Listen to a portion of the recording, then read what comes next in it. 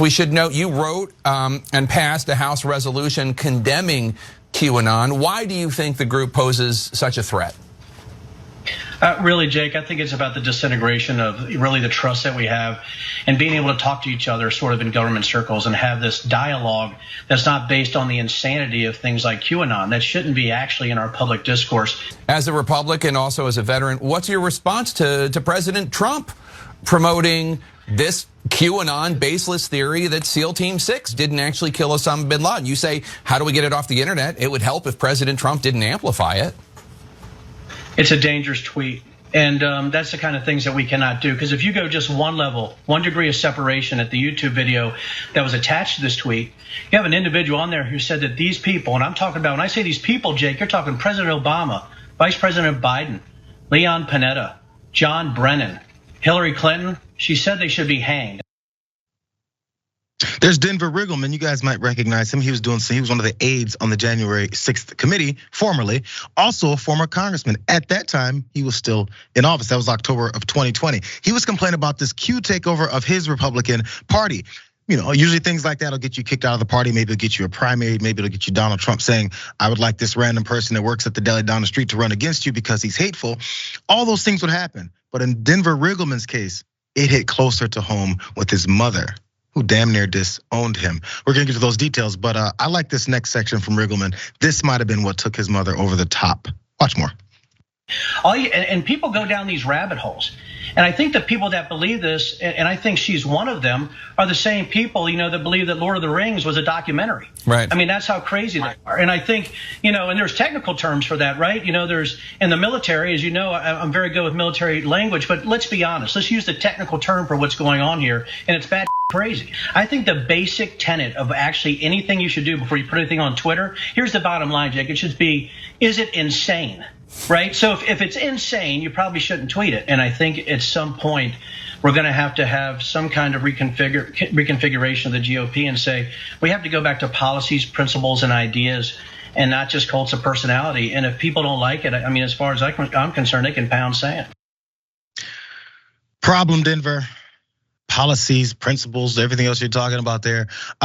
Pounding sand is what they did with Denver. He's no longer a congressman, but he's barely within that family. Here's that drama I wanted to point out for you guys. Denver Riggleman, a former GOP lawmaker from Virginia and House January 6th committee aide, wrote in his forthcoming book that his mom texted him saying she was, quote, sorry you were ever elected. When I first started reading that, I thought I was gonna say, sorry you were ever born. I was hoping it wouldn't go there.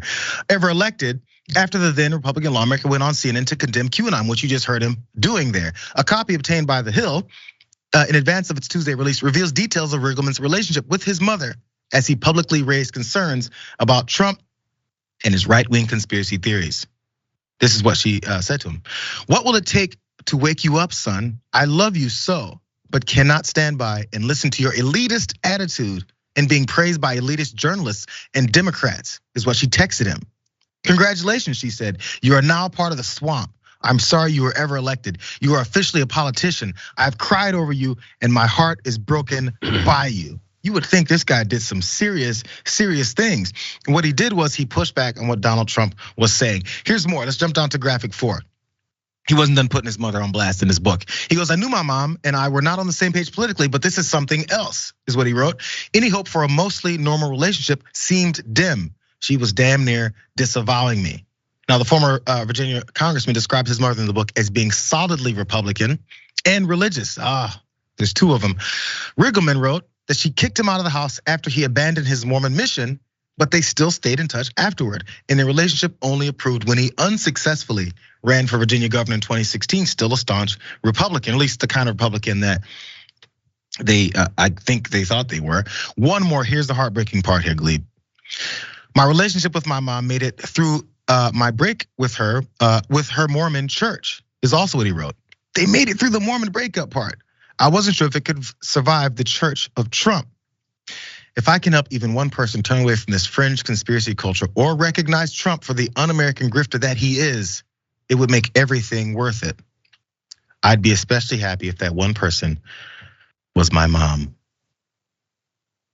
That's cute. This guy needs to do better at writing. That was like a children's book there at the end. A little saccharine. I gotta hand it to David Schuster's investigative abilities to be able to find his mom out in that field there and go in depth with her in that clip. A few other quick thoughts here that are important to note. Denver Riggleman has to be the best name I've ever heard in my life.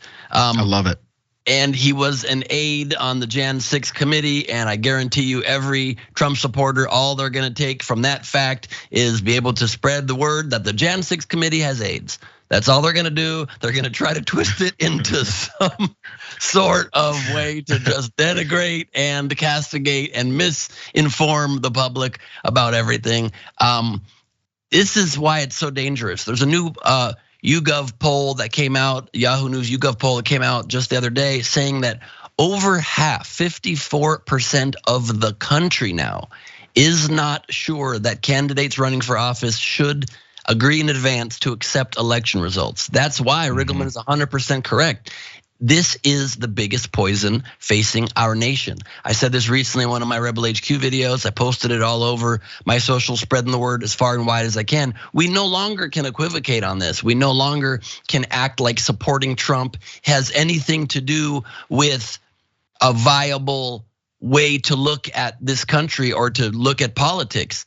He is a traitor. He's giving comfort to our enemies by trying to unravel every day our democracy. And at this point, if you still support Donald Trump, you are a traitor too. There is no other way to look at it. If you're supporting someone who's trying to tear down the country, you're a traitor too. You mentioned earlier the Dallas at the JFK assassination site, QAnon people. I just released some exclusive clips in my Rebel HQ video this week. I infiltrated them with hidden cameras. I went to that exact spot and I talked to these people and they say some bonkers stuff, next level. You can see it at any of the link in bios in my socials, or the link in bio in any of my socials.